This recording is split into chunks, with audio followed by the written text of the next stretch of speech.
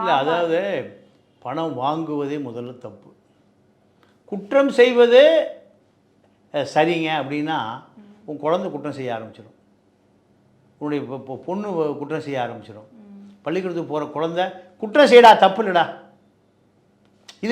இதுதானே அப்பா அம்மாவுடைய ரோல் மாடல் தானே இந்த குழந்தை. யோ, என் காசை கொள்ளையடிச்சு எனக்கு கொடுக்குறான், அவன் பெரிய தப்பு பண்ணுறான், நான் சின்ன தப்பு பண்ணுறேன். அப்போது தவறுகள் தான். சின்ன தப்பாக இருந்தாலும் இப்போ தப்பு தான், பெரிய தப்பாக இருந்தாலும் தப்பு தான். இந்த சமரசமான கொள்கை வந்த பிறகு அந்த குழந்தையும் சமரசமாயிடும். தவறை ஏற்றுக்கொள்ளலாம், நம்மளும் தப்பு பண்ணலாம், நம்மளும் தப்பு நடந்தாலும் ஏற்றுக்கொள்ளலாம். அப்பாவே தப்பை ஒத்துக்கொள்கிறார், அம்மாவும் தப்பை ஒத்துக்கொள்ளுது. தவறு செய்யலாம், குடும்பத்தில் தப்பே செய்யலாம். அடுத்தவன் தப்பு செஞ்சாலும் சரிதான், நாம் தப்பு செய்தாலும் சரிதான். இதை நம்ம குடும்பமே ஏற்றுக்கொண்டது. அதனால் நம்மளும் தப்பாக மாறிடலாம். அந்த குடும்பம் விளங்குமா, இந்த நாடு விளங்குமா? அப்போது தவறான மனிதர்கள் தான் அரசியலில் தலைமை பதவிக்கு வந்துடுறான், தலைவனாக வந்துடுறான், தலைமை தாங்குவதாக சொல்கிறான். அப்போ இவர்கள் சொல்லுவது தான் ஜனநாயகன்னா, இந்த ஜனநாயகம் எதுக்குன்னு கேட்குறேன். 50 ஸ்டேட் இருக்குது, 50 ஸ்டேட்டு 50 மணி நேரம் டிஃப்ரென்ஸ். அங்கே 1 மணி நேரம், 2 மணி நேரம், 3 மணி நேரம், 4 மணி நேரம், இப்படி இவ்வளோ பெரிய ஸ்டேட்டில் ஒரு நாள் தான் தேர்தல். முதல் நாள் தேர்தல், அடுத்த நாள் ஜனாதிபதி வந்து உட்காந்துடுறான். பார்க்குறோமா இல்லையா? இதெல்லாம் பார்க்குறதுக்கு 40 வருஷத்துக்கு முந்தி நமக்கு தெரியாது. இப்போ அப்படி இல்லை. நீங்கள் அமெரிக்காவில் இந்த கடைசி கனடா வான்கூவர், டொரண்டோ, இந்த பக்கம் டோக்கியோ, இந்த பக்கம் நியூசிலாந்து, இந்த பக்கம் சவுத் ஆப்பிரிக்கா, உலகத்தினுடைய நாடு மூளையும் சோப்புக்குள்ளே வந்துடுச்சு. அப்போது இவ்வளோ பெரிய ஜனநாயக நாடு அமெரிக்காவில் அடுத்த நாள் பிரசிடெண்ட்டாக அறிவிச்சிட்றான். இங்கே 1.5 மாதம் ஏன் ஒழிச்சு வைக்கிற இவிஎம் மிஷினை? இதை பற்றி எந்த சர்ச்சையும் இல்லை, எந்த எதிர்கட்சியும் இல்லை, எந்த ஆளுங்கட்சியும் இல்லை, இதை பற்றி எந்த விவாதமும் இல்லை.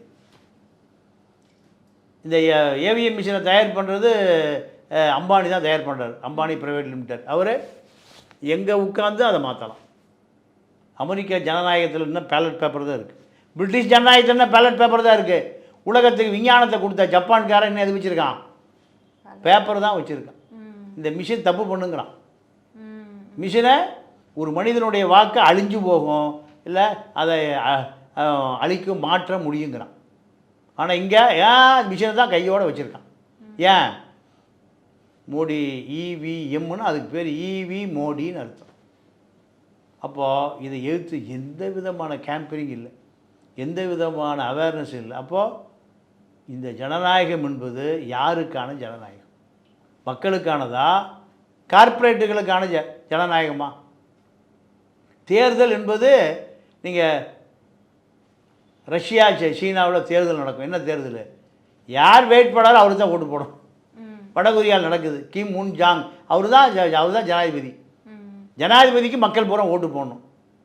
அடுத்த யாருமே இல்லை. ஓட்டு என்பது போட்டாலும் அவர் தான் ஜனாதிபதி, போடலையெல்லாம் அவர் தான் ஜனாதிபதி. எங்கே? வடகொரியாவில். தேர்தல் நடந்தாலும் ரஷ்யாவில் புட்டின் தான் அதிபர், நடக்கலைன்னா அவர் தான் அதிபர். அந்த மாதிரி இந்தியாவும் மாறிட்டு வருது அப்படின்னு எடுத்துக்கலாம். அதுதான் உண்மை. அதுதான் நீங்கள் அங்கே கம்யூனிஸ்டுங்கிற பேரில் சிகப்பாக இருக்குது, இங்கே காவியாக இருக்குது. சிகப்பு வெளுத்தா காவி, காவி அதிகமாக போனால் சிகப்பு. அப்போ இது எப்படி 140 கோடி பேர் இருக்கிற இது ஒரு நாட்டு இது எப்படி ஜனநாயகமாக ஏற்றுக்கொள்ள முடியும்? நீங்கள் அதை நோக்கி திமுகவே நகர்ந்துருச்ச. திமுக அடித்தட்டு மக்களுக்கான எந்த விஷயம் இல்லை. எல்லாம் டீசலை ஒழிப்பா. இந்த சினிமாவில் சொல்லுவோம், அதான் நீங்கள் நம்ம ஆட்சிக்கு வந்தோம்னா போஸ்ட் ஆஃபீஸ் ஸ்டாம்பலையெல்லாம் குறைச்சிருவோங்குவான் ஒரு படத்தில்.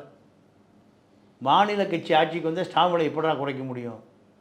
இதுதான் இப்போ திமுகவுடைய தேர்தல் அறிக்கை எள்ளி நகையாடுகிற அளவுக்கு இருக்குது. இருந்தாலும் திமுக தான் ஜெயிக்கும். ஏன்னா மோடி எதிர்ப்பு என்பது திமுகவுக்கு மிகப்பெரிய ஜாக்பாட். இதுதான் இந்த தேர்தல் அறிக்கை. தேர்தல் அறிக்கையில் ஒன்று கூட சாத்தியமில்லை. மாநில அரசு வரம்புக்கு உட்பட்டு எந்த தேர்தல் அறிக்கையும் மக்களிடம் வாக்குறுதி கொடுக்கப்படவில்லை. இது டெல்லியில் வெளியிடப்பட வேண்டிய தேர்தல் அறிக்கை, சென்னையில் வெளியிடக்கூடிய தேர்தல் அறிக்கை இல்லை. இந்தியா கூட்டணிக்கான அறிக்கையை முதலமைச்சர் ஸ்டாலின் அவர்கள் அறிவித்திருக்கிறாரே தவிர இது திமுக உடைய தேர்தல் அறிக்கை அல்ல.